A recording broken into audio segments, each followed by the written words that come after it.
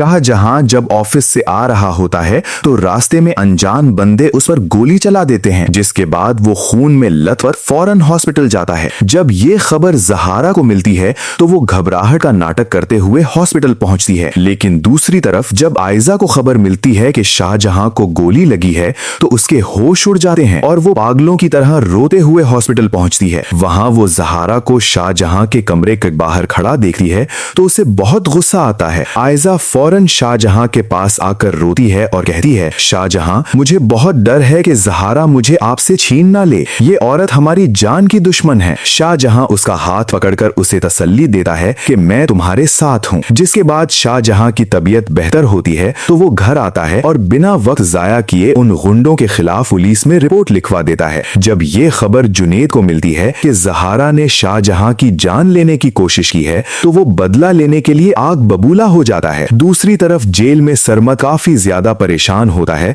और उसे अपनी इज्जत की फिक्र खा रही होती है। जिसके बाद मायरा जब उसके पास जेल आती है तो सरमद उसके आगे हाथ जोड़कर कहता है, मायरा, मुझे किसी भी तरह यहाँ से बाहर निकलवा लो, मुझे ज़हारा से अपना आखिरी हिसाब चुकाना है। मायरा दिन रात एक करके बहुत सारा पैसा और वकील का इंतजाम करती है। जिसके बाद अगले दिन अदालत में सरमद को बाइज्जत रिहाई मिल जाती है। तभी कहानी में एक बहुत भयानक नया ट्विस्ट आता है। सरमद जेल से छूटते ही सीधा ज़हारा के घर पहुंचता है। घर के अंदर ज़हारा अपने खुफिया शीशे वाले कमरे में नवीद को नोटों की गड्डियां दे रही होती है। ज़हारा बहुत मकारी से नवीद को कहती है कि शाहजहां तो गोली से बच गया, लेकिन अब अगला निशाना आयजा होगी। आज रात आयजा के खाने में जहर मिला दो ताकि उसकी कहानी हमेशा के लिए खत्म हो जाए। लेकिन ज़हारा को इस बात का बिल्कुल अंदाजा नहीं होता कि पीछे से सरमद और मुलाजिमा आसिया दरवाजे के पास खड़े उसकी ये सारी खौफनाक बातें सुन रहे होते हैं। अपनी बीवी की ऐसी घिनौनी हरकतें और कत्ल का प्लान पीछे से सुनकर सरमद के होश उड़ जाते हैं। उसी वक्त सरमद अपना गुस्सा कंट्रोल नहीं कर पाता